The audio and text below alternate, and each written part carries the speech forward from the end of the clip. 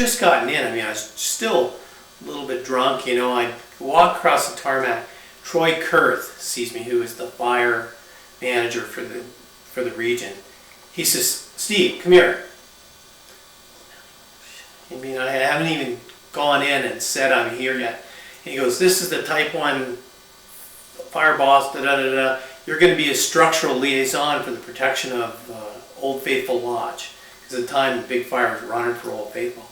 I go, "Yeah, oh, okay." You know, I'm just, you know, and they said, you know, "I need you to get on this helicopter over here." And I'm going, "What?" You know, I hadn't even, so I went in and I still have my red bag. And I ran in, grabbed that. They're already at the helicopter. I ran, jumped in, spent the next 10 days designing the defense of the Old Faithful Lodge. Cool. And one of the things that we did to try and do it was we took a construction type compressor and I built out of parts a manifold so we could make a foam engine out of it. So we had this big 1,000-gallon or 1,500-gallon truck and this thing, we'd start them together and we could actually spray foam. There's so much power, almost all the way up to the 3rd level of the Old Faithful Lodge. And they were so excited about this. They said, "Well, we can't believe this. We got to show you. We have to demonstrate this." So we're there with this. I just pieced it together. From this one time out, working with engines, just learned a lot of stuff I otherwise wouldn't have known. And we were there, and there's this big spruce in front of a little ranger station there. And Donald Hodel, who was the head of the Department of the Interior, was there taking a tour. And this guy walks up and he said, "We'd like to demonstrate some of the technology we're using to save the thing." And he goes, points to me and he goes, "I want you to spray that tree." And I'm going, "You know, do you guys know what this soap is going to do to this tree?" But I couldn't because Hodel was there, and I'm going, "You're sure this is what you want?" He said, "Yeah." And so I put the spray, and we were 90 feet up the tree, just soaking it, and this foam wasn't great foam, but it was still foam on the tree. And I said, and I turned to the guy with me, who was the assistant structural fire guy for Yellowstone. I said, "Man, that tree is dead." And I went back 2 years later, and it was just the hull. You know, they hadn't taken it down yet, but it's dead on a mackerel. Anyway, so we did that. I did that for about 10 days, and then That's cool. I was the hell-based manager up there for a couple of days, or for a couple of months, for like 6 weeks. So somehow you got into aviation, into spotting, flying spotter planes, didn't you? Or how'd that happen? That was later. The last the reason why I was in fixed wing a little bit, there was another cool thing that I got to do. Jumpers, just talking about unusual things. I got detailed to the State Department to go to Africa to fight the locust infestations and the only reason I got it is Bob Much was an ex-jumper, was the head of International Forestry, and they sent me this application and it said, it didn't ask anything about fire or anything. It said, okay, how many post-college degrees do you have? You know, how many scientific papers have you written? You know, what's your field of it?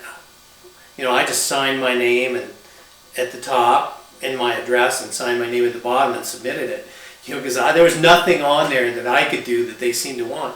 And then all of a sudden I get this call during training, and it's Bob Much. He goes, "You want to go to Africa?" And I go, "What's this?" He goes, "You speak French, right?" And I said, "Yeah, I speak French." And he goes, "And you've got experience with fixed wing and helicopters, right?" I said, "Yeah." He said, "Okay, you're going on this deal." And he said, "Go down and get your yellow fever shot and everything else." And I went, "What?" He said, "Don't worry, the paperwork will be coming." So he just rammed it through because they needed somebody to manage a spray program that had a couple helicopters for surveying, or a helicopter for surveying, and a fleet of 3 planes for doing the actual spraying. So I was in Africa for 6 weeks in '87. What year? What part of Africa? Niger, on the Niger River. So anyway, bottom line is that was another cool thing I did for the Forest Service. Okay, we're going to wrap it up now. Okay. Good. Thank you very much. You're welcome. So you were talking about what you're doing in your air attack, yeah. So basically, I did air attack in,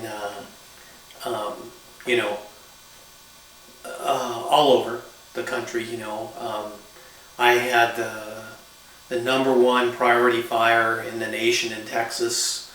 On one fire, we had, I don't know, I had 6 or 7 Type 1 helicopters, 4 or 5 Type 2s, 3 or 4 Type 3s, plus 4 or 5 air tankers and 8 or 9 seats, and we were trying to, it already burned up the day before, you know, 30 or 40 homes, and we stopped it dead. You know, some really incredibly complex and good things, you know, that happened there. And I did a lot of different fires all over the country, you know, and worked in New Mexico and not so much in California, but Oregon, Florida. Do you still do it? I did until last year. When I retired, of course, it's a really, they really are always hurting for people to do that. So there are a lot of people who are retirees because they've got the breadth of experience and they've been around, seen the fire, and they have the fire experience. So I did it until actually 2012 was my last year. And then I talked to my wife and we were talking about it. And I said to her, my one regret was that, you know, I love fighting fire, but I never had time in the summer to really have a summer with her. And she goes, well, then just quit. And you know, I've been such a fire dog for so long. I went, huh? You can stop this? You're allowed to stop it? Anyway, so she said, yeah, go ahead and quit. And I did. And so 2013 was the first season I didn't fly. And we bought a little travel trailer, and every weekend my wife would get off and we'd have a plan to go out, and we spent the whole summer camping and doing stuff like we'd never done before. And so it was really, you know, even though I missed the fire, it's really been worth it, you know, because for a lot of jumpers, or any jumpers that know this, they've met the lovely Kathleen, my wife, and they realize why I'm you know, happy to spend the time with her. And so anyway, that's been, since I retired a couple years ago, that's what I've been doing, and so it's been good. So looking back over this now, I mean, you've still got a lot of miles left on you, but what do you think about being a smoke jumper? What do you think you got out of that? Well, you know, when people just today, I was coming back from coffee, and I just happened to be wearing some Smokejumper bling, you know, and a woman at the good food store, the real food store, said, "Are you a Smokejumper?" And I went, "Well, no, not really. I last jumped in '91. She asked me if I knew somebody in town. I knew the name, but I didn't know the guy. I'd heard the name before. And so I said, yeah. And she goes, well, wow, that's pretty cool. And I said, yeah, best job in the world, which I still honestly believe.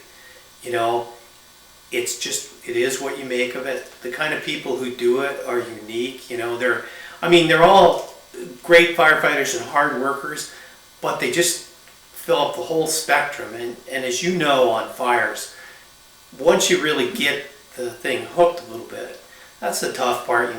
You know, you're a day or two hooking it, and then you're 3 or 4 days just kind of whacking on it. And if the people you're with are either taciturn, you know, just won't speak, or are uninteresting, it gets to be drudgery. But when you're with jumpers, it's always interesting. And I've always told the tale. Wasn't actually on fire, but just at some kind of a beer bust, and I walked by a couple guys, and I just heard this one sentence, fragment of a sentence, and it was, "Then we left Rob for dead on the trail to Kathmandu."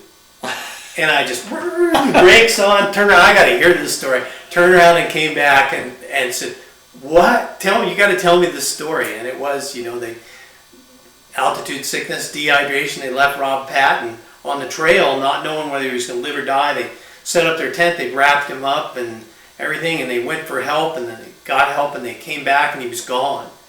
And they started looking around, and people from a village there had taken him in, and they were taking care of him and rehydrating him, and he was okay.